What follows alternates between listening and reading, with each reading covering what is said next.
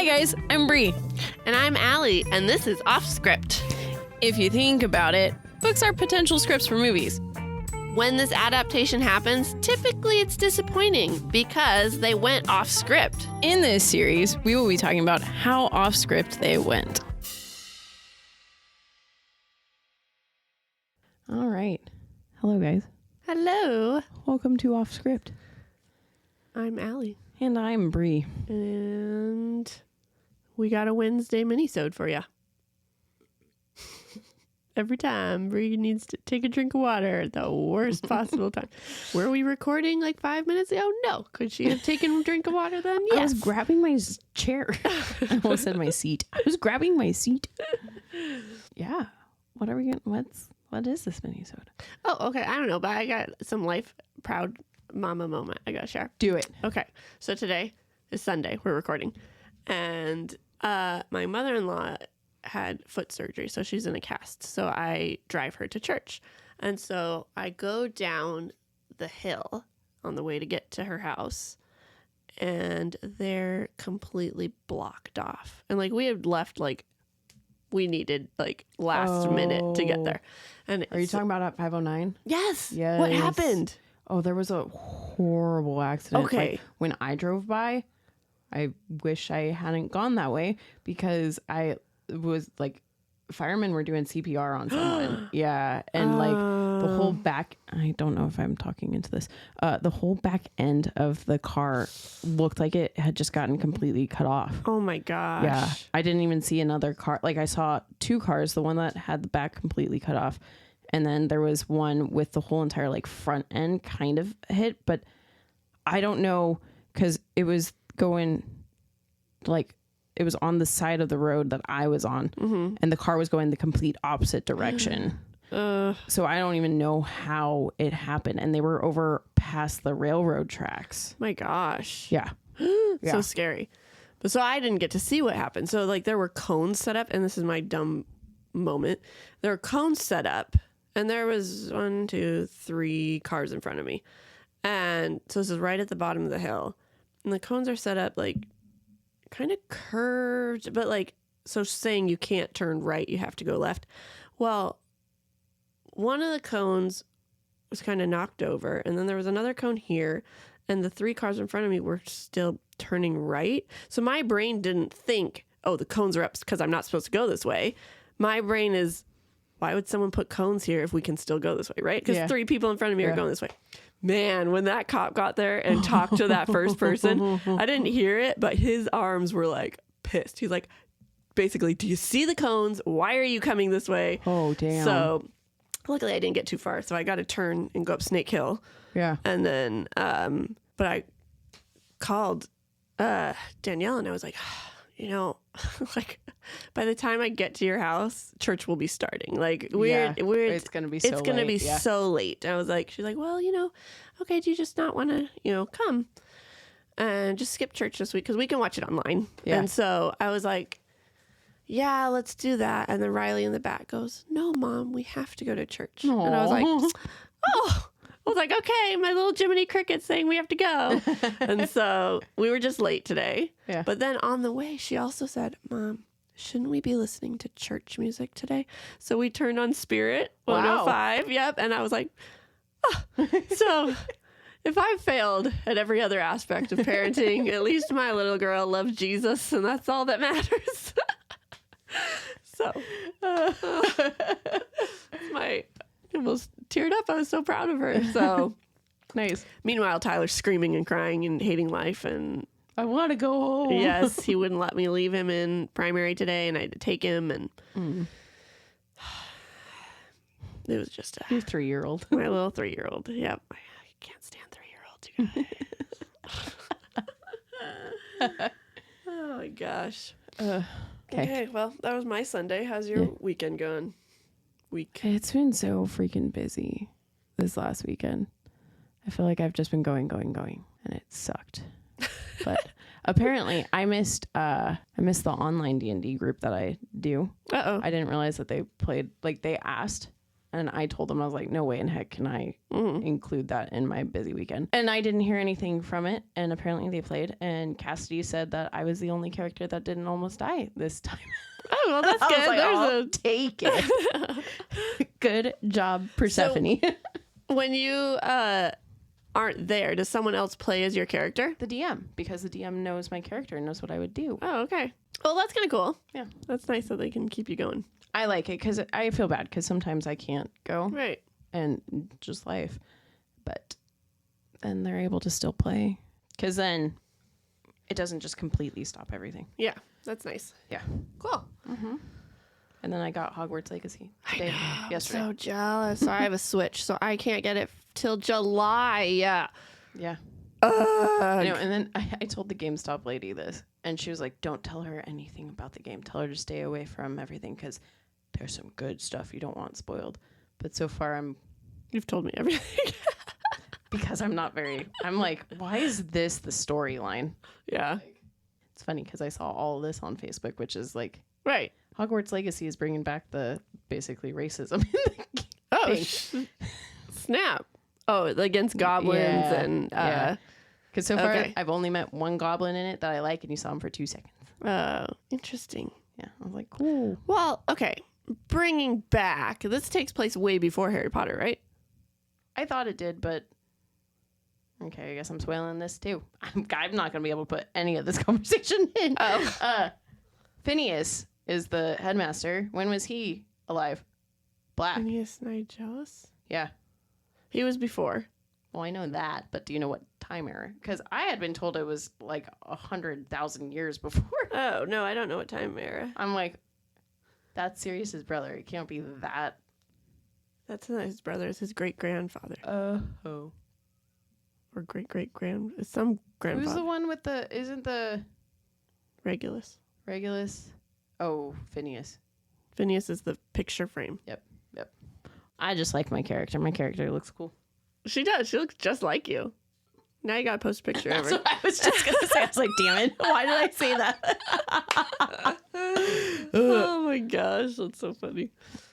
But I wonder, when did you talk about, what episode did you talk about is it this episode that you talked about your, whatever it's called, in Guild Wars? Am I about to post two, Did I even get you a picture of my Guild Wars? I don't know. That's why I'm wondering, is it this episode that it's supposed to come out? When did Bree talk about Guild Wars? Has she talked about it yet? Shit. Did we put a note? I should have, yeah. Hold on. Let's see. What is it? Not the notebook, but it's... Is a Walk to Remember next? After this week, yeah. You guys are... Oh, yeah. Oh, shit. It Oh, is- wait. I did take a picture for it. Okay. I So think. now you're just going to get lots of video game content on Wednesday. God. Sorry, guys. I didn't realize that. Let me go check. A Walk to Remember. Oh, yeah. It's there. You got my girl. Okay. Oh, that's an ad. I know I hate this ad as I ads. think it's so stupid. I think so too. Oh, yeah. Yeah. Okay. Oh, I think I'm going to give you an updated one because I don't want all the Christmas ones. Because now I unlocked magenta Okay.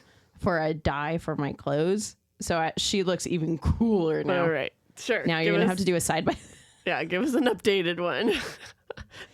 But I should show this guy. I dyed him too. Okay. I have to go take pictures of all my video games. All for you guys. Because why not? It's really funny that I would just randomly do that I unintentionally. know. talking In the about video same games. episode, Yeah. like 3 months later, that's pretty impressive. Yeah. You guys, It's almost like I planned it.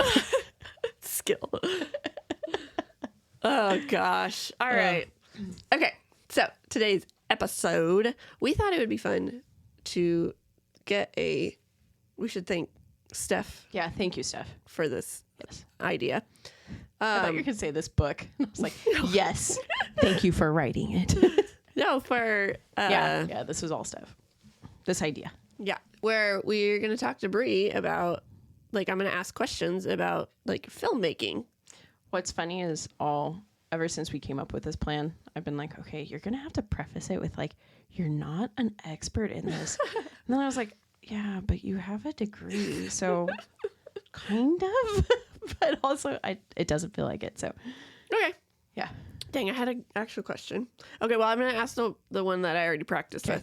Okay, so in some movies, they have different like lighting, and how is that done? Like not like daytime, nighttime, but like Well, Allie, they choose a time of day. some movies it looks like maybe they'll do like if it's a Western, they do like sepia style. Is that what it's called? Yeah. And or like a flashback, they might do like black and white, or just lighting in general, like where it's a darker movie, it's a little like on the gray scale, or it's happy, it's brighter. So how do they do that? I'm actually glad that you're re-asking, because I also realized that you can do that ish with cameras nowadays, because most cameras have like settings, but you can't get it. You can help the exposure and the aperture and the ISO and all the stuff that you don't care about. And that would help change to make it easier to edit in post. So most of the time you would do that and then give it to your editor and say, hey, I want it to look like this. This is why I did this. And they'll go in and they'll color correct, basically. So then they go in and play with the different colors. And I hate color correction. It's my least favorite thing in the entire planet. Cannot stand it. Why? It's time consuming. It's tedious. If the lighting, say someone's filming us right now, if the lighting when they're getting me is different than the lighting when they're getting you, and then we go into color correct, it's a pain in the ass. Because just the little difference, like you have more shadow because you're like in front of the light. I'm going to have all the light in front of me. Then to get us at the same color corrected color takes a lot of work. And you can't just like, it's usually a layer that you just add on to clips. And boy, wouldn't it be nice if that was all you had to do. But no, in each layer you have to go and you have to adjust everything. That sounds horrible. Yeah. No thanks. I, in college, after I decided I wanted to be an editor, after I started working on more and more projects where I had to color correct, I was like, I cannot wait to make it big so that I don't have to be the color correction editor. I could be like, take this. That's awesome. Okay. Crap. I had another question while watching Eclipse. I came up with it. I failed you all. Oh, well, I guess I could also say it depends on the director too, because like sometimes they'll also get gels for lights, because you can put gels, which is just the little like flimsy paper that's colored over lights. Because that's what I thought they all did. Yeah, some of them do, but not, because that won't get it completely the color that you want it, but it'll help. What are some good questions to ask a film editor? Uh-oh. Oh my gosh. Hang on. Nonfiction book editor? That wasn't the thing I looked up. Do you know how many times when I go to look for jobs for film editors, it comes up with like copyright editor? Like things like that. So I'm like, weird. Wrong editor. Oh, this is interesting. Okay. As a film editor, or like wanting to make it big leagues one day, what movies, films do you think you need to watch to get in the mindset of, oh, that's how they edit it, that's how, they needed to edit it, or whatever like that? Let me throw a big question out for you. Jesus, I'm like expecting easy ones. The first movie that comes to my mind as an editor, when I was learning about editing, I saw this movie and I immediately, like, Sierra was in the theater with me and it's ended, and I was like, that's the best edited movie I've ever seen. And it was Gravity. Oh, okay. Fuck if I remember why, because I forgot since I watched it. But for some reason, I'm trying to think of any others. Like, have there been any that's like really bad that as you're sitting there, you're like, would have done that different, would have done that different? Yes. Can I remember what they are? Nope. No. You put me on the spot. You didn't prepare me with this question. I didn't. I'm sorry. Hold on. Here, do you want another question? Yeah, let's do that one and I'll come back to this one because now Okay. I have to think about every movie I've ever watched. God. Bree, you own 500 movies. Let's talk about Okay. How much influence does an editor have on a final feature film? Depends on the relationship they have with the director. Okay. More often than not, the director is going to sit there with you and tell what they want. But like, and obviously my experience is just college student experience. Mm-hmm. My director towards the end of my college career, I worked with a girl named Paula all the time. And she, after like the first project we did together, she was like, Bree, I trust you. Just edit. And so I would go through, I would edit. She would then come in with her eyes just to help me tighten things up or be like, we don't really need that in there, or I think you should change this. And so that's kind of like how it is with in the big leagues too. Because I was so excited when I was a volunteer at the LA Film Festival. Mm-hmm. There was a women in editing panel that was happening. Did you guys know that J.J. Abrams has a really good working relationship with a female editor? So I got to talk to the woman who at that point in time was editing The Force Awakens. That's cool. Yeah, it was amazing. But basically, from the sound of it, their relationship is very much like that, where she can go in, she can get it together because she basically knows what his vision's going to be. Mm-hmm. And then he just comes in and is like, here, this is what I want. But then there's some editors who are like, they want to very much be involved in it. So they're like, when you're doing this, I want to be with you. But also, a lot of the editing is happening simultaneously as the film is getting shot. So they can't always be there. Got it. So, Okay. yeah. Okay, that's cool. Mm-hmm. Okay, let's see what else we got. Okay, let's say it's a professional film. So like, let's say 2 hours. Okay. You might, I don't actually, you would know. I don't know. Let's try. Okay, how long does it usually take to edit a professional film? Let's assume, this says, Months. let's assume there's no CGI. Months. Months? I would say at least 3, if not more. Okay. Yeah. Wow. It gives like details, like this one obviously is like animated, but a Pixar film can take 4 to 7 years to make. That's insane. I mean, it makes sense. It's all animated, and Yeah. I know I didn't do my homework. I feel bad. It's okay. I'm still like, Yeah, what are you the keep best thinking about. movies and the worst. I'm really interested in the horrible movie question. I know. I'm trying. There is one horrible movie that I've seen that I unfortunately sat through the whole entire thing at the movie theater because me and my aunt both thought the other one wanted to be there for the movie. No. Yeah. And then afterward, when we were both like talking shit about the movie, we were like, wait, you would have been okay leaving that movie? And we were like, damn it, we missed an opportunity. It was Tinker Tailor Soldier Spy, which What? That sounds like it was a German. It wasn't German. Gary Oldman starred in it.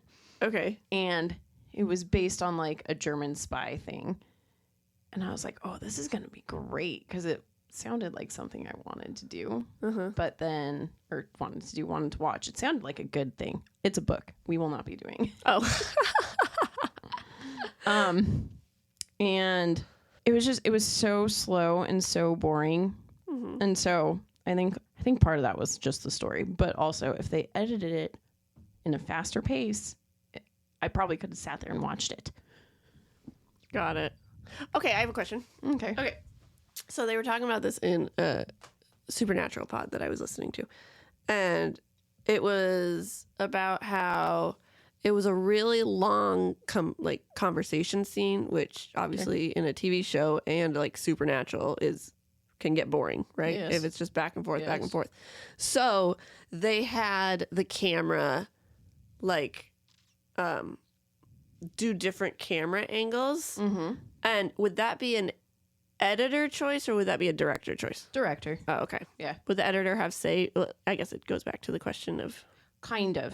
Because the editor can also, as they're editing, they can go in and go, yo, dude, we didn't get this shot and we needed this. That's what the reshoots are for the moments when the editor is going through editing and goes, well, so we were shooting here yesterday and you didn't get this insert that we needed. You need to go and get that insert Okay. or whatever. Okay. Well, that's kind of cool. Mm-hmm. Editor makes sure that there's no continuity. Although continuity errors happen all the time. Which also then is like, at the end of the day, the editor's job is just to make sure that the actors acted well and that the story gets told properly. So they're not caring if in one scene this girl was holding the bag and the next scene she's not. Okay. They care about the story. On The Office, they have a person who is the continuity error check. Is that? It's typically the script supervisor who does it, Okay. or you can hire someone completely. That's cool. But there typically is someone on set for that, but sometimes it just it gets stuck or lost. Yeah. Okay, got one. Napoleon Dynamite. Mm-hmm. It's obviously a comedy, like the cheese scene, right, where the shredded cheese Yeah. grows and Yeah. shrinks and all that sort of Yeah. stuff. So editing that, like, Well, that then is a question of, was that in the script or was it not in the script? okay, Because if it was in the script, that's what the editor goes with. okay. So the editors follows the script. More often than not, yeah. Okay, that's kind of cool. Mm-hmm. Okay. And okay, like when it comes to editing our podcasts, we'll record for like maybe let's just say 2 hours. Let's give us a clean cut short one, right? Mm-hmm. How long does it usually take you to edit our podcast? A 2 hour 2 hour recorded. For a 2 hour recorded podcast, it takes me 3 hours. So you add an hour. Typically. Sometimes we're ridiculous and I'm like, oh my God, why do we talk like that? Why do we do this? And why do you have to add an extra hour? Like why? Because cutting, and then when I find things that I don't want in it, I have to cut it and then I have to bring back that thing and then I have to go and listen to make sure that it actually flows well, because if it doesn't flow well, then Right. I gotta cut something else out. So That makes sense. it could be an extra hour to 2 hours too. Sorry. For our like for New Moon, it was like what we had recorded for, I think we had recorded for like 3.5 hours Oh. or something. We kept talking about it, and it took me probably like 6 hours to edit it. Wow. Yeah, I had to like stop halfway through the day and then come back to it too. That's crazy. There's a little sneak peek for y'all. Yeah. Twilight's gonna be long. New Moon, I got the episode down to 2 hours and 50 minutes. Yeah. Mm-hmm. Twilight is our longest. Eclipse is going to be worse. Just forewarning you. All right. Sounds good. But anyways, I don't know. So I think I have to come back to you with the movie question. that's okay. I'll answer that next week. Yeah, we won't remember. No, I'll put a note. Okay. Will we look at it beforehand? Probably not. I forgot that I had talked about Guild Wars. Yes. But yeah, I don't know. I Yeah, I think learned that was good. things. Yeah. I didn't feel like I was talking out my ass. So yeah, there we go. And then in the future, I think I'll pick a movie.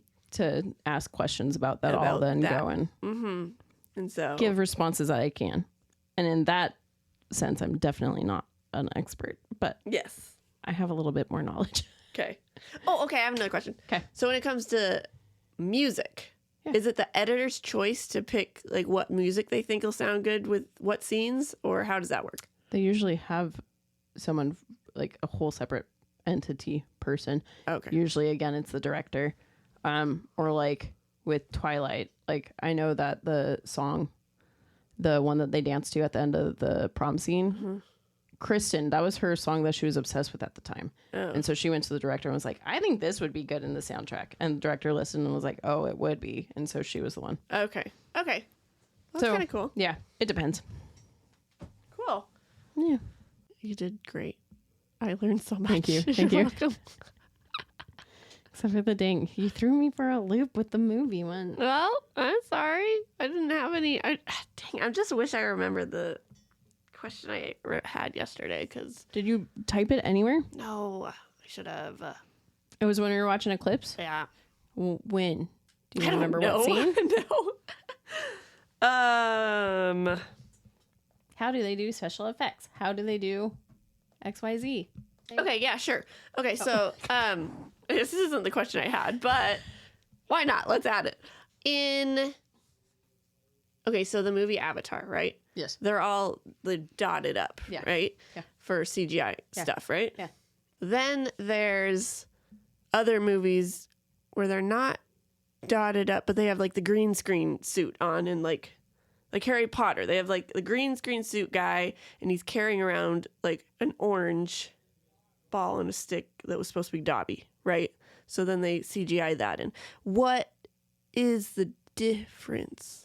One's motion capture and one's green screen. Motion capture typically means they want your face or your facial expressions.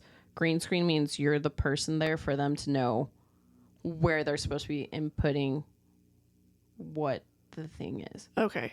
And So, it's like- to help the actors too? Or is it purely No. just for... Purely just for Editing. special effects. Oh, wow. Yeah. Okay. Yeah. And that's in editing, right? No, there's a whole separate Oh my special gosh. effects. Yeah, girl. I know. There's so much. I was like, goodness gracious, you're asking me a question that I might not be able to answer.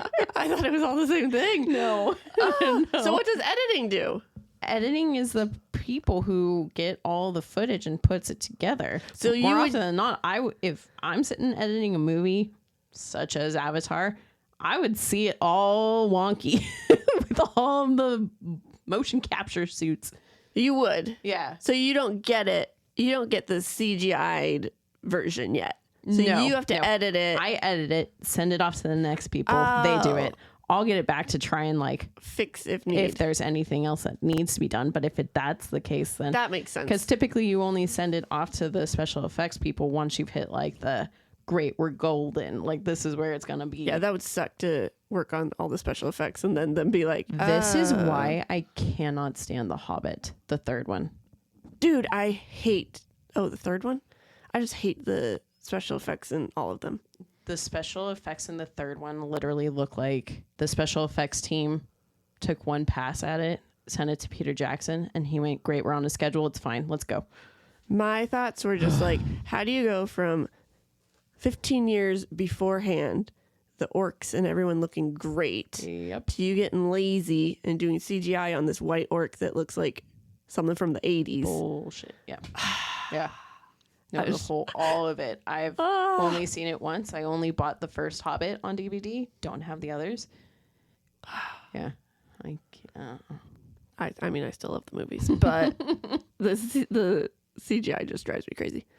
But anyways, okay. So that's not an editor's thing. That's a whole nother thing. Yeah. Oh yeah, that's kind of cool. Yeah. Look at us learning. Hope you learned Hopefully something you guys too. learned. Yeah. And aren't bored. I know it wasn't our typical goofy. I thought it was fun though. I did. I did because I got to talk about movies. But yeah, I mean, I don't know. I'll try and come up with more questions. I think it'll be easier once there's a specific movie. Yeah. And I can think Yeah. about different scenes in those movies. So, okay. Maybe in a couple weeks, I'll come up with a movie. Cool. Sounds good. Alrighty. All right. Thanks for listening, guys. Yeah. Okay. Bye. Bye. Thanks for sticking with us. We hope you enjoyed it. If you did, we would greatly appreciate it if you subscribed, rate, and reviewed. You can also follow us on Facebook at Offscript, Instagram at Offscript Podcast 21, and TikTok at Offscript_pod. Shoutouts to Madam Ashen Creations for our adorable logo art. And Adam Daniel for our incredible theme song. And to Creative Cinephile Productions for producing our podcast. See you next time.